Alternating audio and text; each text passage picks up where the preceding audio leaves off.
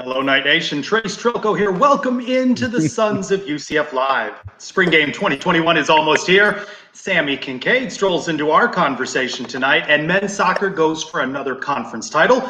We welcome in the Sons of UCF. A couple of guys, let me channel my inner JP Gilbert, who may be feeling a little bit vulnerable and exposed. They are Adam and Mike. Guys, welcome.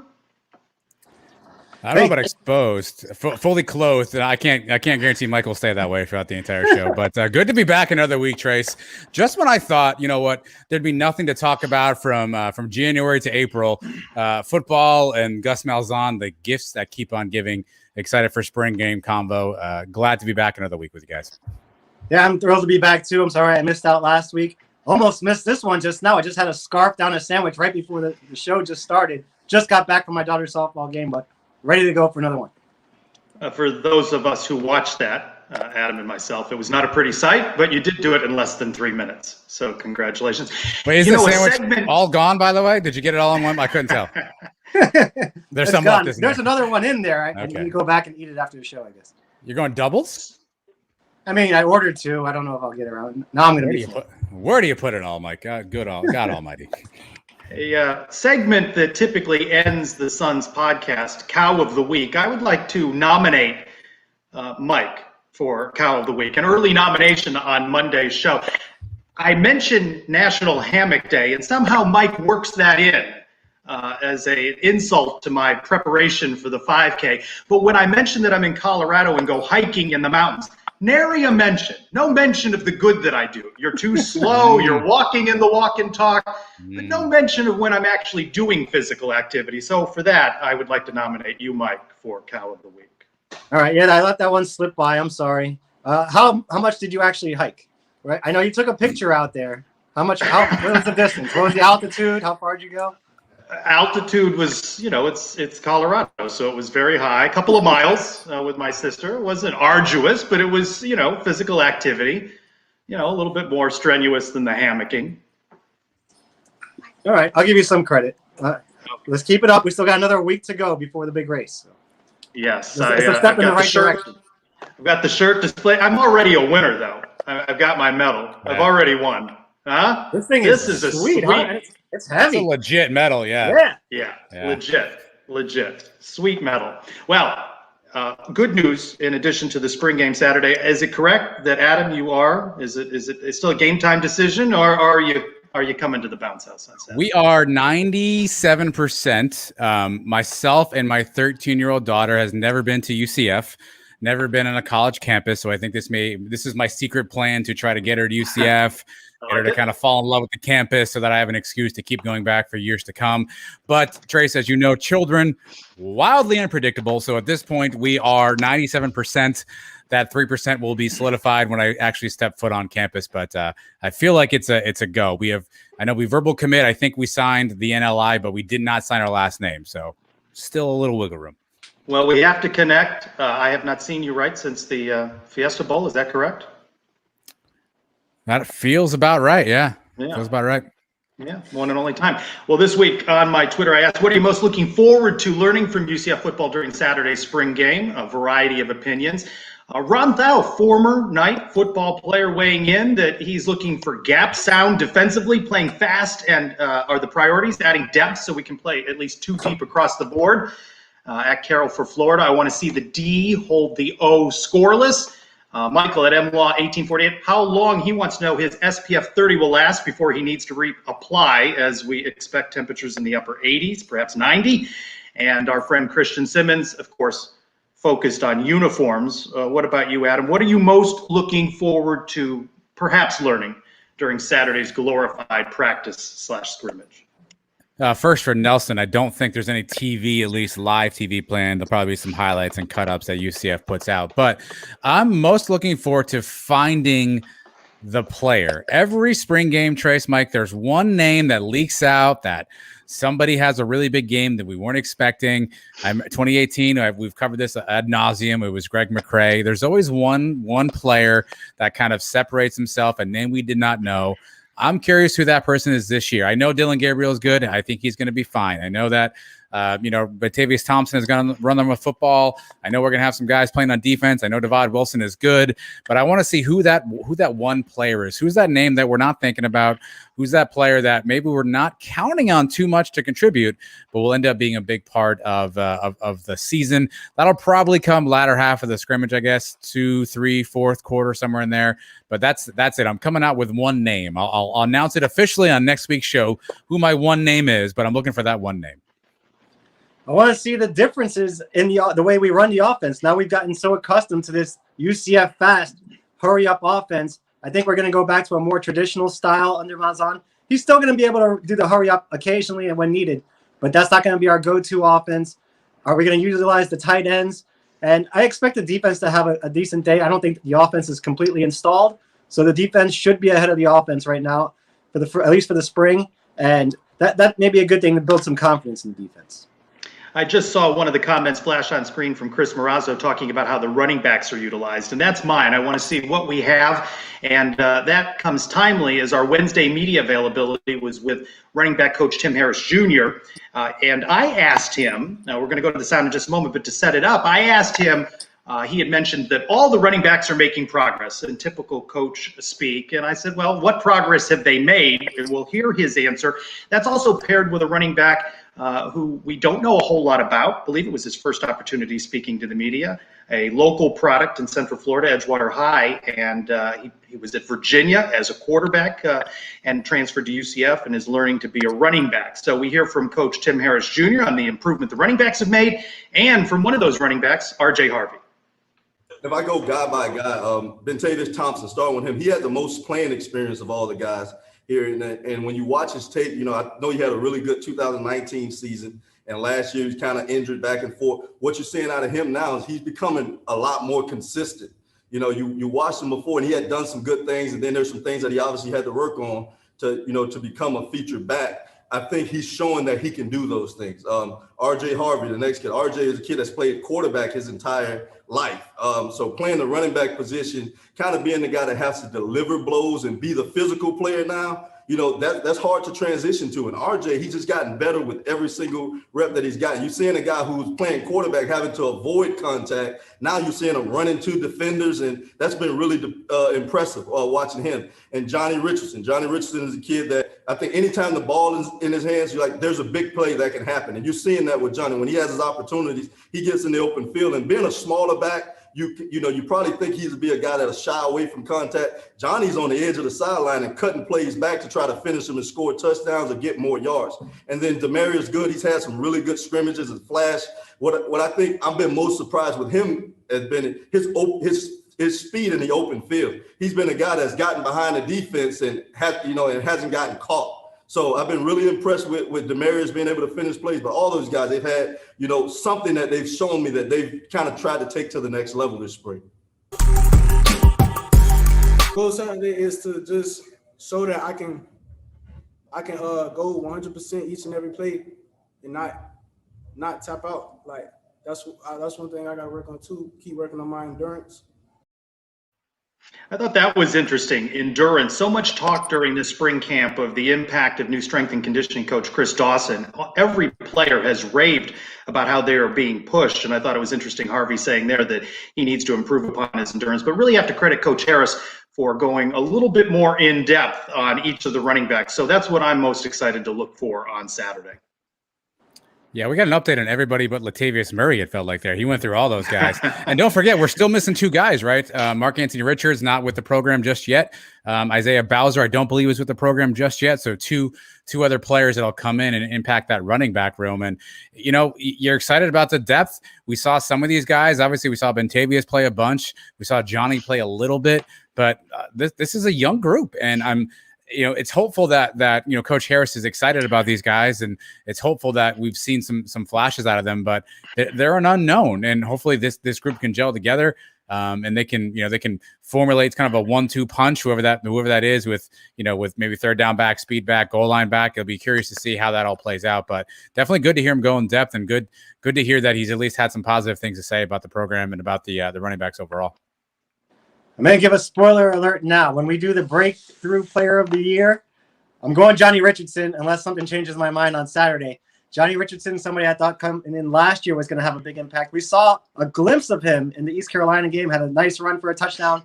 And then after he fumbled that one punt, it was against Tulsa, never saw the field again.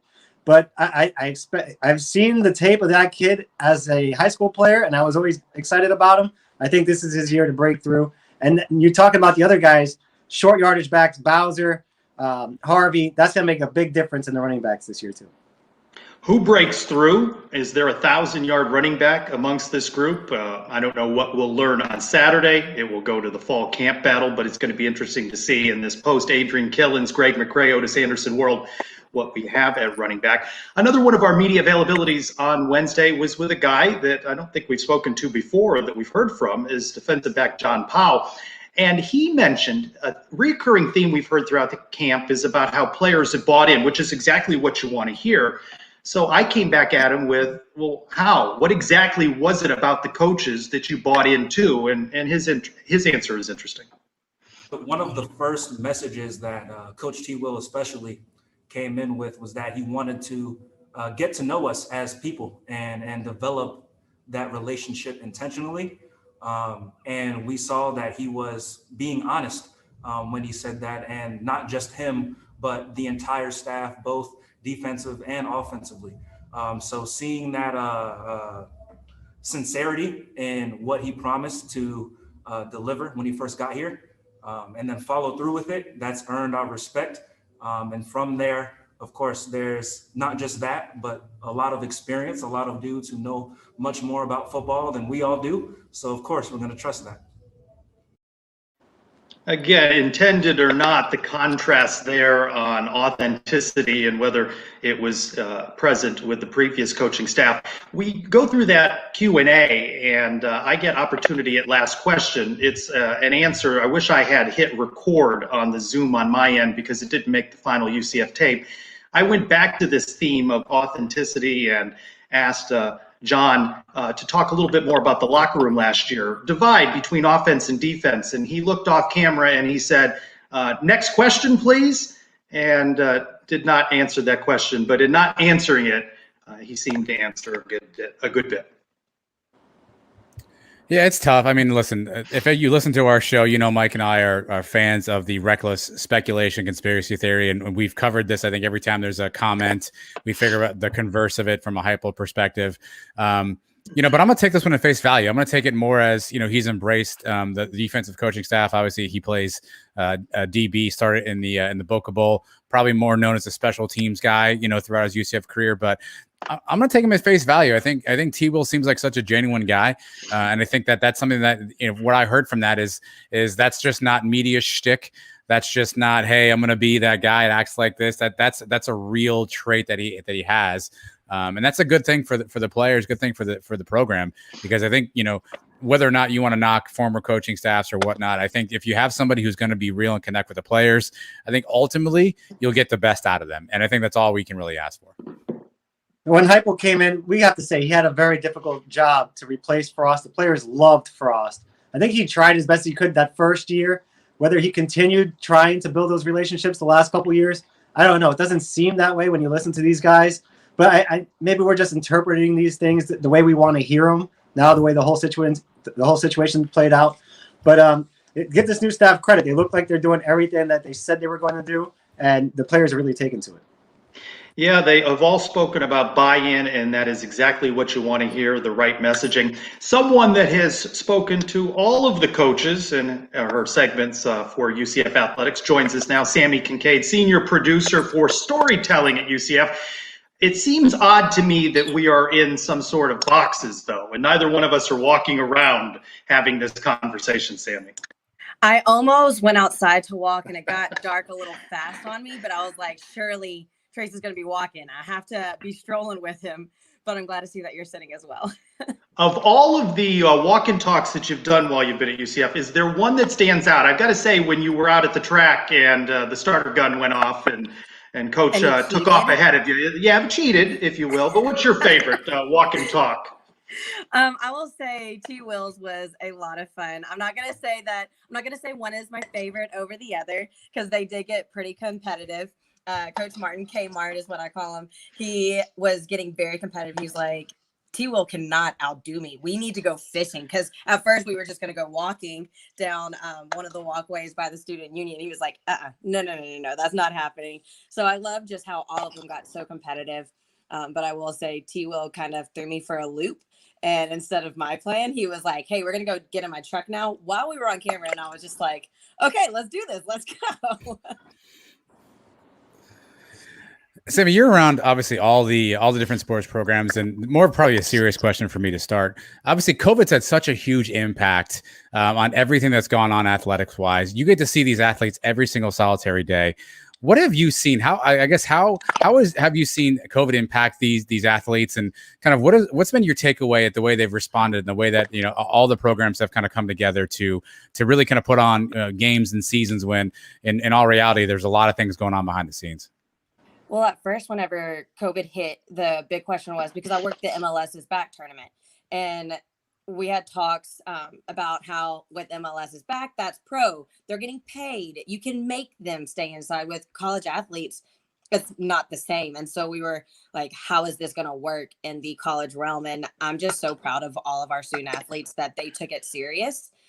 We did a lot of larger Zoom calls with just staff, but also staff and the student athletes, and seeing how the student athletes took all the different between COVID and social injustices, just how they took everything so serious, and they wanted to make a stance and make a stand in the community of, hey, let's do this. And then maybe people will follow because they see the platform that they have.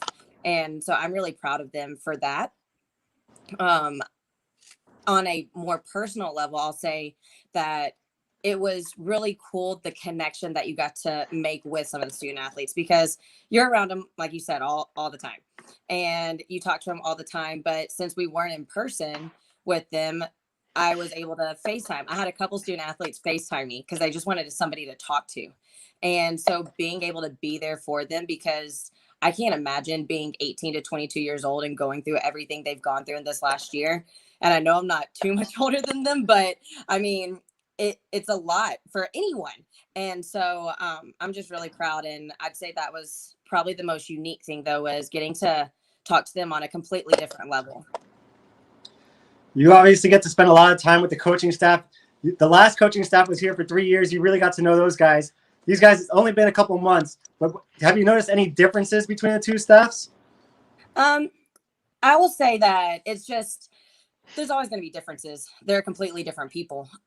So there will be differences. And I think that both lead in very good ways, and that Coach Hype, if he's going to be anywhere, I'm glad it's my alma mater. And if Danny's going to be anywhere, I'm glad it's my alma mater, because my alma mater needs some help right now. So those guys know how to win. And so I'm happy that they're there. And I think it's just really, they're completely different people. So it's hard to compare because they lead in completely different ways. You mentioned Danny White and Coach Heupel going to Tennessee. What was that like inside athletics? A whirlwind, just a very busy couple of weeks. Athletic director leaves, coach leaves, new athletic director, new head coach, a very busy month. What was that like for you and staff? Even just a couple days ago in the office, we were like, we still feel like we're living in some kind of dream right now. This is not real life. It was, my phone started blowing up overnight because the local media in Knoxville tracks every single plane. And they were like, Hypel's going. And I was like, there's no way it's Hype. There's no way. Like, y'all are crazy. And sure enough, they were right. I props to them, because I did not see that one coming. I was like, y'all should look out for Randy Shannon. And they were like, nope, it's Hype. So props to them for getting it right. But I was really in disbelief, complete disbelief. I had heard Danny's name was out there for the AD, and it made sense because they're in a very tough financial situation, and it's about to get really tough with all of the NCAA violations that they have coming down on them. So it made complete sense for Danny. So I was not shocked at all whenever I was hearing his name. But to have both of them leave, it was like, this is not real right now. How is this happening, you know? Sammy, what's your schedule like right now? There's so many sports going on, obviously with the COVID stuff, right? There's baseball, softball, spring practice, women's basketball just ended. There's both tennis teams, both soccer teams. You cover all of these sports. What interns to be at one of the games, but we do make sure that we have somebody from the post-production side at every single one of the sporting events, the home sporting events at least. And really, it's been a lot with all the sports going on. We get a little bit of a breather here now. I think after next weekend is the last weekend that's packed full of sports, and then after that, it kind of slows down a little bit. So there is a finish line in sight, but I'm just happy that we're able to have the sports. It was such a question of this year, what sports we're going to be playing, and I'm happy for those fall sports that they are getting to play this spring. You mentioned how you're an alum of Tennessee, and you have friends in high places there now. Have you gone through the schedule? Maybe on a UCF bye week, are you going to make any Tennessee games? You got to plan it out? Tennessee is at Florida on UCF's bye week. I have done that research. My dad and I have always chosen one Tennessee game to go to for I don't even know how long, but that's just something that is special for me and him. And whenever I saw that it lined up that Tennessee was at Florida on UCF's bye week, I was like, this is perfect. I already got my tickets claimed, so I'm ready. Danny and people that could get me some tickets there. Yeah, Danny and Josh hooked you up with some good seats, I hope. I would hope so. You're so synonymous for your coverage of football, but a couple weeks back, it was your feature story on softball pitcher Aaliyah White that had a bit of a viral moment and was well watched. Talk a little bit about that story, how it came together, how special it is to you to have given opportunity to showcase Aaliyah White and UCF softball. It's those features that really mean the most. Like I was saying earlier, whenever the student athletes trusted me to FaceTime me just because they needed somebody to talk to, when they trust me to tell those more personal stories, it means the absolute world. And so whenever it was actually Sean, the softball SID, that had thrown the idea out there, and it was before COVID had even hit. And so we're like, okay, we'll be watching to figure out when she's going to hit that mark. And then COVID hit. And so it was kind of, you're more upset just that the seasons were over and that these, especially softball, I mean, softball's been killing it now, but they were really on a roll whenever COVID hit last year. And so you're more so upset about that. But then whenever we found out, all right, there is going to be a season, we were like, this is not a story that can slip through the cracks, you know? And the fact that Aaliyah, because she's very quiet, she was one of the first student athletes I interviewed whenever I got this job. And she was so quiet, so nervous. And over the years, she's just opened up so much. And it's been really cool to see her grow just and embrace who she is. And her personality has really come out. And I was just very thankful that she let me tell that story. And I think the reason it went viral is because it's very inspiring to a lot of younger girls and other athletes that have gone through similar stories, or parents that were watching the story. I had quite a few people reach out to me afterwards about just how they went through something similar. And so it was cool to see another success story. And that I think is the biggest reason why we have our jobs, is to help show those stories so they can impact others.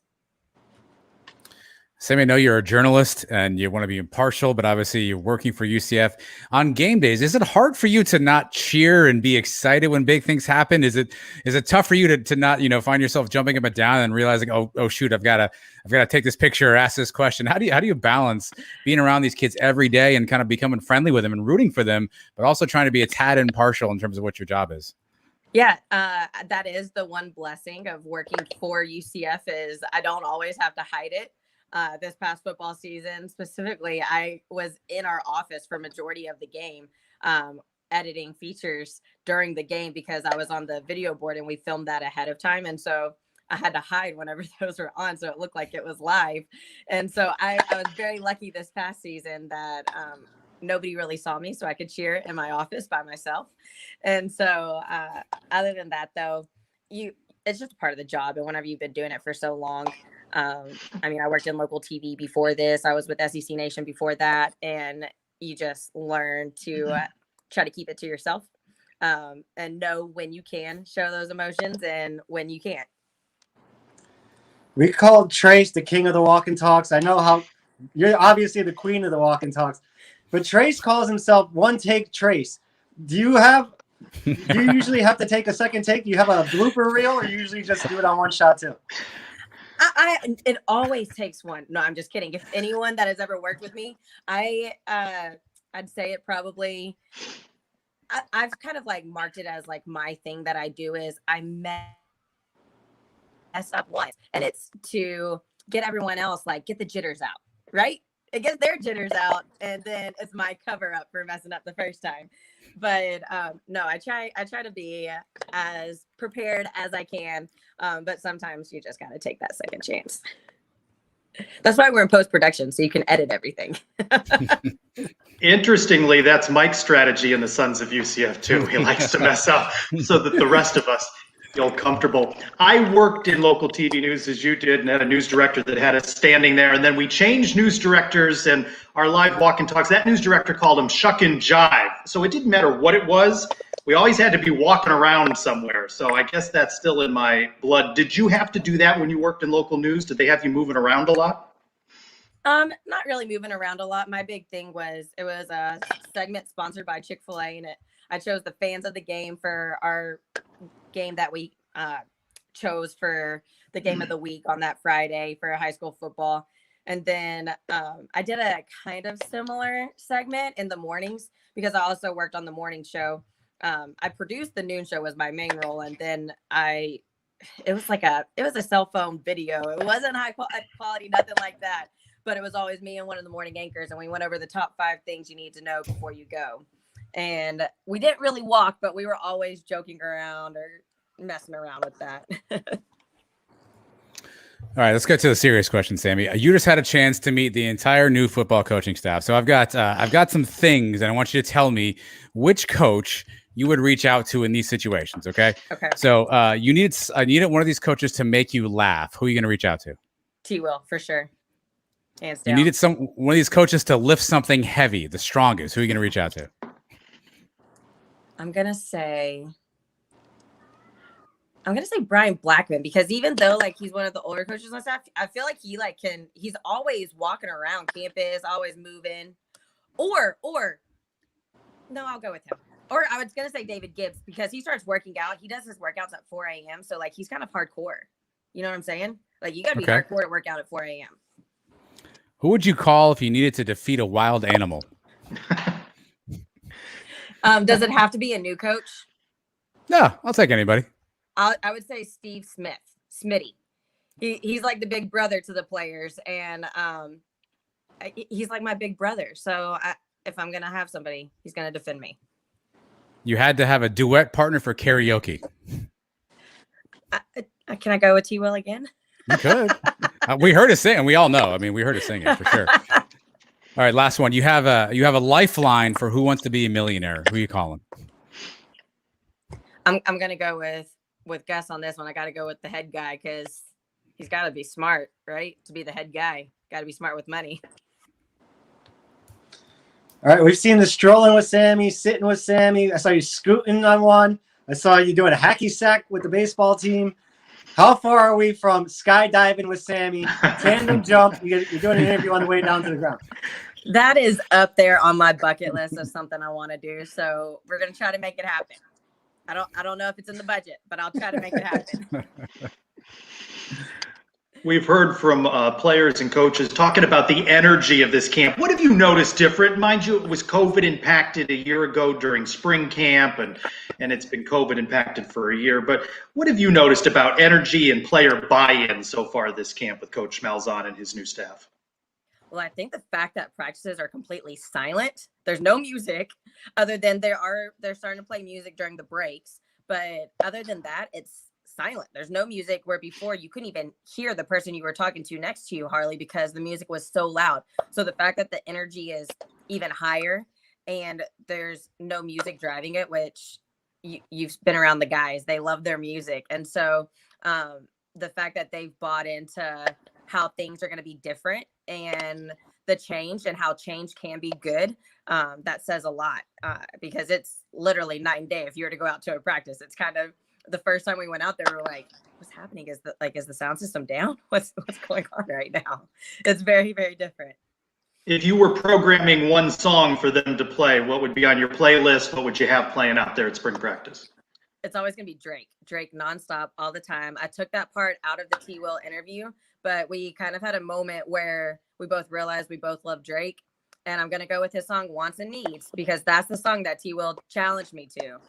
So the next time you see me and T Will on camera, you'll probably hear a rap of that song. And that's what I'm going to put on my playlist. All right, Sammy. Every coach has their own fashion sense. Heupel brought us the shacket for good or bad. We know that Malzahn is a fan of the sweater vest, yet we have not seen one, and it's also like 90 degrees pretty much every day in Florida. Can you tell us whether you think we can expect a sweater vest to make an appearance on the sidelines this fall? Maybe in November, Okay. December, bowl game time. That's going to be a tough one. I don't know how he's going to pull that one off. Maybe Rich, who's head of equipment, maybe he can get something that's like dry fit for him. I'm sure that it's definitely been in the talks, because they have brought, whenever they were pulling out the gear, I was like, this crew has some swag right now. This staff has some swag. So I know that it's probably in the talks. Are there still shackets? I saw the visor. Are there still shackets? It looks like there may be some people wearing shackets. But we don't talk about that very much, though, because that's in the past. But are there still shackets out there? There are still shackets out there. Wow. I still rock my shacket a lot. I'm not going to lie. It's really nice at practice. It's kind of like a trash bag, though. No, I mean, it feels like a trash bag when you wear it. No, it doesn't feel like a trash bag. I can see how it like looks like that, but it's really breezy, so it like makes that practice nice, because it's hot. Yeah. I think football is probably all our favorite sports. What's your next favorite sport? Where did you used to play anything? I did. So I actually grew up in the dugout. So baseball has always had a special place in my heart. My dad, he still to this day umpires, but he coached whenever I was younger. And so I grew up thinking I was the coach of his baseball team. And so eventually I ended up playing softball, and I cheered competitively, and almost cheered at Tennessee, actually. But everything happens for a reason. So softball and cheerleading were my two big ones, but I love baseball. I don't know if you can see behind me, those hats up on the wall are hats of stadiums, MLB stadiums that I've been to. Awesome. How many have you been? Almost all of them? Let's see. No, I wish. I really want to take a summer and just go to, how people will go to different games around all the stadiums around the country. And there's probably 20 up there. Nice. So I was going to tell you, I started coaching my daughter's softball team, right? And we have a clip here of a highlight from last week's game. Our friend Eric Lopez actually did the call for me. And I think Adam's going to bring it up. I want to see what you think about the whole play and the call he made for me. Okay. And now at the plate is Isabella Bella Espinosa. 1 for 1 today with 2 on here in the bottom of the second. And the pitch coming in. It's fouled off. Down the left side, out of play. It's an 8-1 lead for the Yamacorns over the Nuggets. And again, fouled off. You got Eleonora on base alongside Arden. Here's a ball hit down the line. It's going to hook fair here. The ball stays fair. The players are confused. Eleonora is going to come in to score. They're going to wave the runner, Arden. She's going to come in to score as the throw is not in time. It's a 2 RBI hit by Espinoza, who's 2 for 2 today. I was about to say, she's getting the best stat you can get. She got 2 RBIs. Look at that. Yeah, that was great, right? And how about Elo on the call? That was pretty cool. Yeah, no, that's really cool. That's awesome that he did that. That ball went fair. It started foul, it rolled back, and it hit the third base. That's wild. That's awesome, though. Not bad. Thank you, Elo, for that. Sammy, let's end with this hard-hitting question. Night Nation, of course, wants to hear your prediction. This is a 12-0 team, right? They're going to win all the games. Is that the prediction? 100%. 100%. I have so much faith in this team right now. All right. That seems like the homer answer, but a safe one that'll keep you a fan favorite. I really do love this team. I got all the faith. All right. Well, we're going to send you out of here. You just need to wander off, and leave us. I'll start walking. I will start walking right now. She is Sammy Kincaid. You can find her at Sammy Kincaid on Twitter, senior producer for storytelling at UCF. And be sure to check out her pin story on Aaliyah White if you haven't seen it. Sammy, thanks so much for joining us. Thank you so much for having me. Good stuff there. The ELO call and Sammy for 20 minutes. Not a bad Sons of UCF Live, our little party here on Thursday nights. Elo is tremendous. That call, like, Elo's got one of the why he's not like calling more professional sports. I don't know. He's got such a good voice. Mike, I was that you pitching, by the way, Mike? I could not tell. It was. Yeah, it was. Okay. Looks like you jammed Isabella on the first two. I need you to get a little bit more out in front of the plate there next time, will you? You know, it's been an issue. I haven't hit any batters yet through the first 2 games, but I've come very close. And some of these girls, when they reach out and swing, they'll hit themselves on the thumb. That's happened in practice, and it's not a good sight. You make a little girl cry because of that. It's horrible. It's happened to me a few times. Are you keeping statistics on how many kids you make cry? Yeah. So far, 0 during the regular season so far. That's good. That's funny stuff. Oh, boy. So spring camp, Saturday, Sam, you'll be out there. I'll be out there. Adam, you'll be out there. I noticed some comments on social media at Sons of UCF on Twitter wanting you guys to call the game. I think that if you were both there, that would be good audio to hear. You guys calling the spring game. Listen, I've been clamoring on shows, Trace. I feel like Mike and I could do a broadcast. I think baseball's more our lane. We have more time to filibuster in between and then just announce the foul ball when it happens at every third pitch. I think we could do that. Maybe I'll go live and maybe I'll see if I can conference Mike in from the stadium. Obviously, I'm fairly confident UCF would not enjoy us doing any sort of commentary live, as I feel like that would probably break a bunch of rules. But Mike and I are open. If all UCF, just reach out to us. Mike and I are available. If you need tennis coverage, I think we could do golf. Mike, can you whisper? I can try. See? There we go. Hey, maybe though that if you broadcast live, UCF would recognize who you are. They would discover the Sons of UCF. A little cease and desist action, that gets your attention. Yeah, I don't know if they can ignore that one. So no. So Coach Malzahn jiggered the schedule a little bit this week, and so there's now a practice number 14 on Friday. Spring game Saturday at noon in the Bounce House. One other note this weekend, our fan Manny Messinger posted on his Twitter that there's going to be a memorial for former UCF head coach Gene McDowell, who passed away a couple of weeks ago. That's Sunday at 4 in the Bounce House. So not sure what all that will entail, but if Manny's putting it together, expect it to be something good. And we'll have more spring game coverage. I'll be up in the press box. I'll be Twitter in a storm, and we'll copy in the Sons of UCF Twitter followers on that. You can follow me at SignPez. Adam will be in the stands. Mike will be throwing at little girls somewhere out on a softball field in South Florida.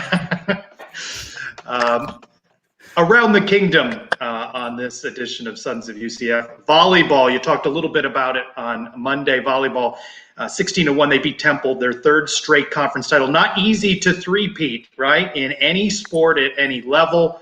The Knights only with the 5-set loss at Florida State, an impromptu game scheduled when another was scrubbed because of COVID concerns. So a good job for the Knights. And they were without a player who, Anne-Marie Watson, I'm not sorry, not Anne-Marie Watson. The name escapes me right now, but Anne-Marie Watson is who we're going to hear from, talking about the adjustments when they've had to change up their format a little bit when a player's been out. I mean, the entire season we've worked on adjusting and being adaptable and flexible. And, I mentioned that to you guys before about how this whole season we've had to, with this unique season, it's had to be real flexible. And so our coaches have just gotten us real good at being able to make adjustments on the fly and during practice and everything like that. We've been working on those kind of things so that no matter who's next to us, we're going to execute and we'll be fine. So they're going to play High Point from North Carolina. Mike, what's the nickname of High Point? Do you recall? You talked about it Monday. I have no idea. High Point, maybe the blunts, the bongs. I don't know. Oh boy. Well, it was. I figured you would be able to knock that one out. Was it Panthers? Panthers. Very good. Very I don't good. Do you think remember we said the it most on the famous? show. I researched. I Wikipedia'd it during the show. I gave you the famous alumni too, by the way. Yeah. Do you remember the remember famous that. alum? There was a baseball player. North Carolina. Cody Allen went there. Yes, I know, but I don't remember the nickname. Panthers. UCF against High Point from North Carolina. That'll be Wednesday, 3:30. Announced today, no television, no broadcast for this game. So I don't know what the NCAA is doing. Nothing. This could They be got us, Mike. nothing. We could do our own broadcast of volleyball. This could be us. Now, you don't know any of the rules of volleyball, which could be a bit of an issue, but I think we could at least fake it along the way, no? Well, you just explained to me what a dig was the other night. Yeah. I can read up and research, I guess, but we got to get some kind of video. How am I supposed to see what's going on? Because I live 3 hours away. And you can't see it. There won't be broadcast. You could follow it on Score Tracker, which would be an interesting way of recreating it. Did you know former President Ronald Reagan covered the Cubs games from a radio booth in Des Moines, Iowa, and he did it off the ticker tape, the ticker as it was updating. He wasn't at the games, and he broadcast the games just following what was being sent over the ticker. So if he I could knew they used to do that for baseball. I didn't know Ronald Reagan did it, but yeah, I knew that was a thing back then. You just smack the thing to make the sound of the bat hitting the ball. I mean, we could do the same thing for volleyball. Yeah, there you go. Todd Dagenais, co-coach of the year in the AAC. McKenna Melville, AAC player of the year. She is dynamic and fun to watch. And McKenna, Anne-Marie Watson, all-conference first team from the AAC, and Narissa Moravec, second team. So Knights against High Point, the Panthers, Mike, on Wednesday, 3:30. Follow it on Game Tracker. In less than the next couple of days, the NCAA figures out how to do some television broadcasts of the tournament. We talked about a three-peat there for volleyball. Men's soccer, they finish at Memphis Friday at 8 o'clock, and they are looking to wrap up their regular season titled their third straight. So another possible three-peat for UCF athletics, men's soccer, up to 24th in the rankings. So it has been a very good spring for most sports at UCF, and men's soccer has rebounded after the sluggish start. Yeah, Chris, let me get back to volleyball for just 1 second. So I played a little bit of volleyball, not very well. And if you have not seen or had a chance to watch, I know these games aren't televised, so this is a really bad rant, but it's a really exciting sport. If you haven't watched a bunch of volleyball, it is a bang bang sport. There's action every play, particularly when you get down to the third, fourth, fifth set, depending on how the match goes. Every point is drama, and it's a really fun watch. I actually was able to catch a bunch of the game this weekend, Trace, and I really enjoyed it. It's been a long time since I've sat down and watched some volleyball, but if you like an action-packed sport, and our team is definitely loaded with athletes, loaded with great players. When and if the NCAA figures out how to put it on TV, do yourself a favor, check out a match. I promise you, it'll be more fun than you maybe expect if you don't know volleyball. And don't worry, Mike will explain the rules to you, so it'll be fine. But it's definitely a fun sport, an action-packed sport. So if it's figured out how to get on TV, I highly recommend checking out a match. I think you'll enjoy it. Why is it so long between games? The season ended, last week? And now the bracket doesn't start until next week? They head out to Omaha, and they'll be in COVID protocols for a couple of days there before the matches begin midweek. Amber Olsen, whose name I blanked on earlier, they were missing her last week in that AAC tournament in Cincinnati, and hopefully she will be back with them when they face High Point. If they beat High Point, they advance to play Purdue. So they could have a good run in them in this paired back NCAA tournament. So go volleyball, and of course go men's soccer. A couple of things since we have a minute or two more that I wanted to hit on. Did you see that there's going to be a new kicker transfer from Appalachian State? I like his name, don't you? Riker Casey. It sounds like a strong kicker name, doesn't it? It's some of the video of this kid booting 60, 70-yard field goals. I mean, listen, obviously, Obarski being a young kid in practice, it's reported that Malzahn said he may have kicked a 54, 55-yarder. He was kind of vague on the distance. Listen, competition breeds success sometimes, Trace. And if we have to bring in some guys to push Obarski, that's only going to make us better. If it's Obarski, if it's Casey, if Riley Stevens has been, handling some kicks as well, I think the more competition you bring in will breed success. And while it's not all on Obarski last year, we saw a game come down to a field goal kick, and obviously that did not go our way. So I don't blame Gus Malzahn for saying, what's the best position I can put in my team? If that's Riker Casey, fantastic. If that's Obarski, fantastic. But I think the competition aspect is good, and the best person will win the job. And I think that's really all you can root for as a UCF fan. I think Riley Stevens got removed from the team this week, if I read that correctly. I think he's missed some workouts and no longer with the team. And we have to have at least a second kicker. And this guy is somebody at least with some experience. And like you said, give Obarski a push because he needs it. You can't just let him sit there and think he's got the job. And this guy may just be the guy to come in and take it from him. We talked about Pro Day last week. NFL draft a couple of weeks away. We're going to see a couple of Knights, no doubt, drafted in that. And former Knight A.J. Bouye signing with the Carolina Panthers. So one of our Knights remains in the NFL. What do you think about him in Carolina? Yeah, I'm not sure what to make of Carolina. Obviously, they're going a different route. Sam Darnold as the quarterback now. Obviously, things did not work out for the Jets, but I don't know that I blame that all on Darnold as much as I blame it on the Jets. But it's good to see him hanging around the league. Obviously, he's bounced around now, right? He went from Jacksonville to Houston to Denver, now to Carolina. But he's sticking in the league. He's a veteran corner. He did not have the best year, I think, his past couple of seasons in Denver. But we'll see what he has. But it's good that he's still sticking around. Obviously, UCF is, trying to become DBU. And so keeping guys in the league is always a good thing. So we'll see what Carolina will be this year. But, he's sticking around a league that replaces guys after 3-4 seasons. And I think he's on his 4th team now. So obviously there's something there I think Carolina must like. I think he's produced the best passer rating against in like the last 20 years, if not ever. He's had a good career. He's made himself a lot of money. So guys like that stick around a long time, and somebody's always going to find a place for them. If you're a cornerback that knows what you're doing, somebody will find a job for you. Up in Tallahassee, UCF North, former defensive coordinator Randy Shannon, now a defensive analyst on Mike Norvell's staff. Salary data release, he'll be making a cool $45,000 as a defensive analyst. I sent UCF's sports information director an email asking what does that mean for the money owed him from UCF, and the response was that they did not have an answer for that. So I don't know what that means towards his contract. Not too forthcoming about salary data. I was hoping that they'd be paying him $1 million to be a defensive analyst. That would have been nice, and buy him out from us. But and then finally, say it ain't so. Isaiah Adams, one and done. Throwing his name in for consideration the NBA draft. Are we going to lose Isaiah Adams, or is it just he wants to learn a little bit more about what he needs to do to improve upon his game?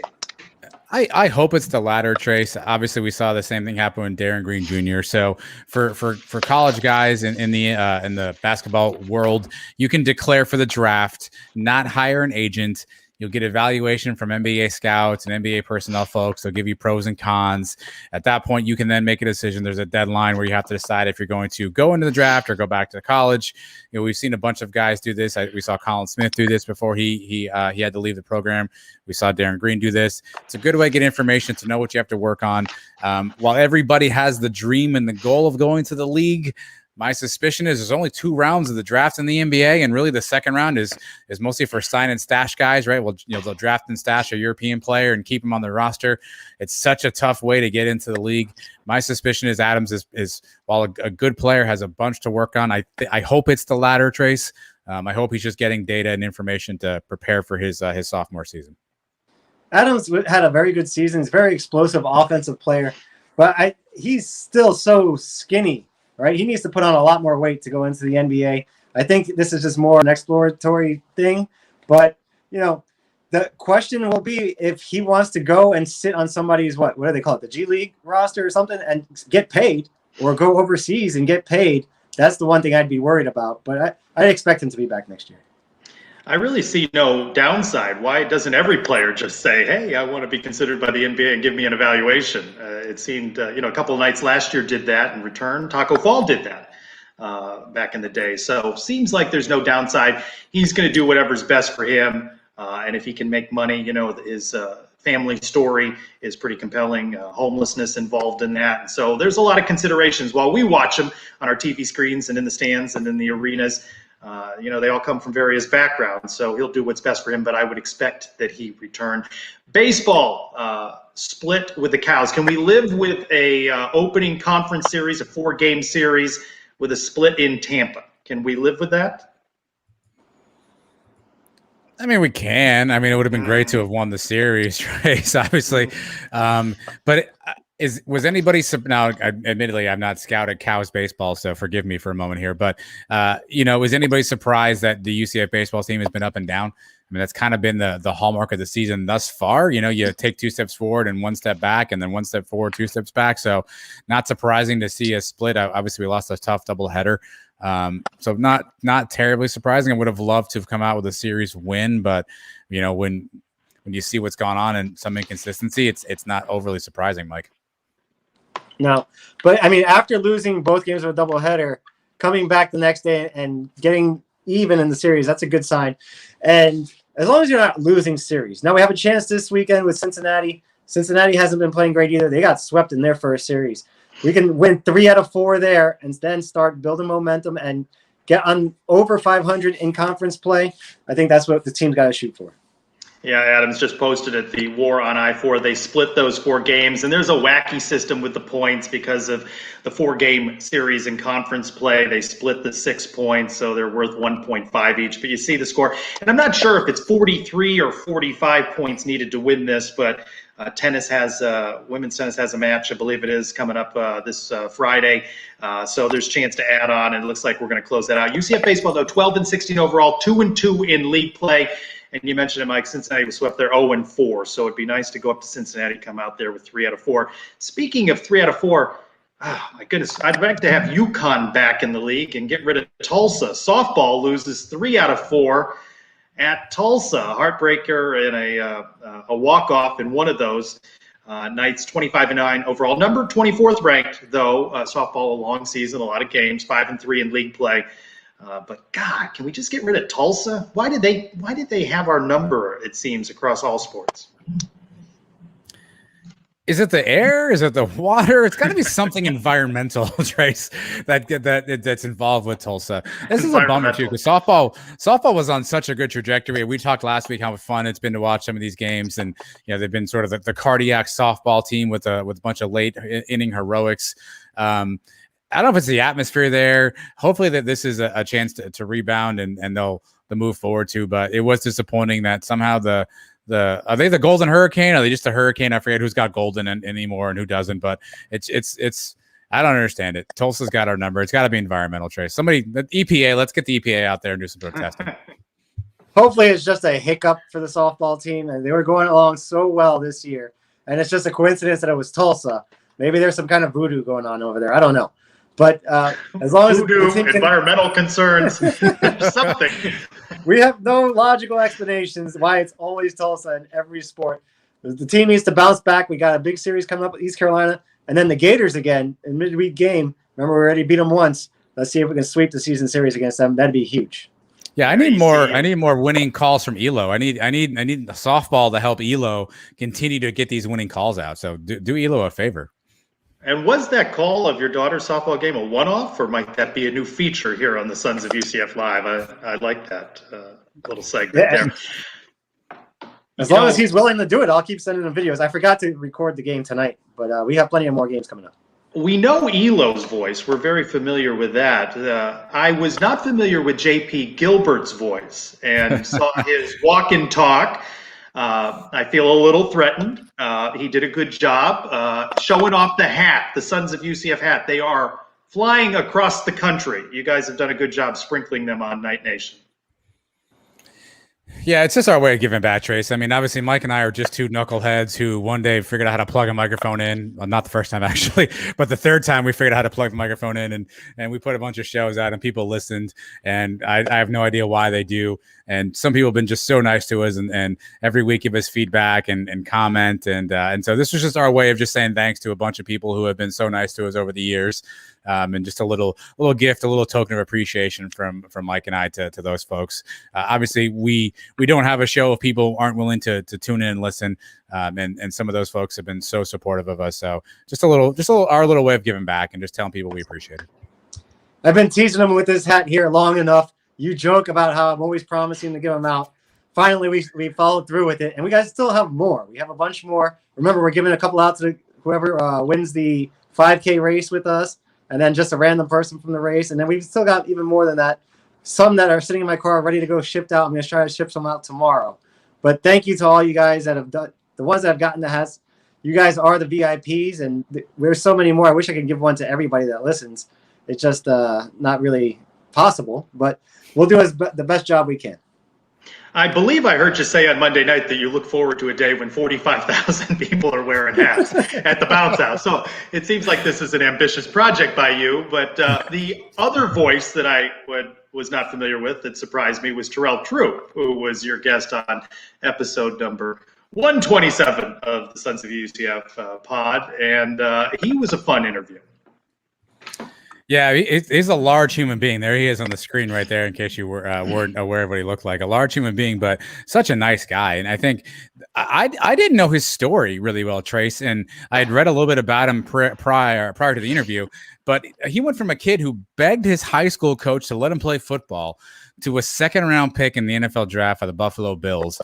And what's even better is a story I did not know heading into the interview. I wish I had known is our good friend Chris Robinson, who's the creator of the Sons UCF logo, a huge Buffalo Bills fan, told a story on Twitter that after he got drafted, he put out on Twitter that he was going to go to Huey Magoo's and buy the first 10 people there who showed up lunch. And Chris raced over there and met Terrell, got lunch, got a hat signed.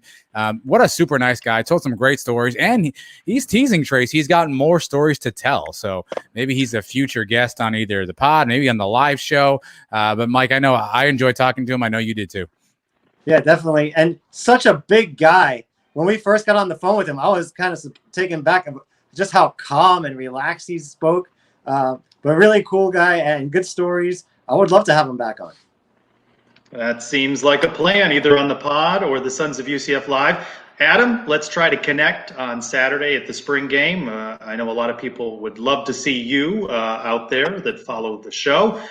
Let's see if we can prepare ourselves for the 5K, maybe have a beer or two in UCF Mike fashion. I'll get blasted on Twitter for that if we take a picture. Yeah, the medal. I love the medal. They did such a great job. And as you talked about on the show, the Sons of UCF logo on the back of the shirt was a surprisingly nice touch. That was awesome. I didn't expect to see that. Did I hear you say you're going to get blasted, Trace? Is that what you said?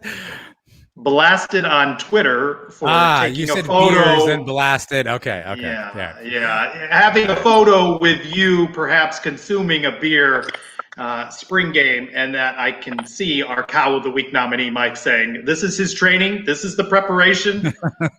You know, you guys are going to sweat it all out. You guys will sweat it all out on Saturday. It's going to be a hot one, so you may need a convection oven. It's a giant walk. Bring your hats if you have one. Mike wants 45,000. Probably won't be that many people there, but bring your hats, friends. Yeah, that'd be cool when you walk around and see a few Sons of UCF hats walking around, right? It at the moment is still relatively a few. What's your attendance projection? I know we've seen various numbers. I'd say 10,000. What do you think? Give me 7,200. $1. $1. Yeah, give me somewhere right in the middle. 8,500. 8,500. All right. Closest wins a hat. Okay, the three of us each have hats. Want to thank Sammy Kincaid for sitting with us and then strolling at the end, the consummate professional, the storyteller for UCF Athletics. We thank her for stopping by the Sons of UCF, and we appreciate you hopping on with us as well. For Adam and Mike, I'm Trace Trelko. Go Knights! John. John.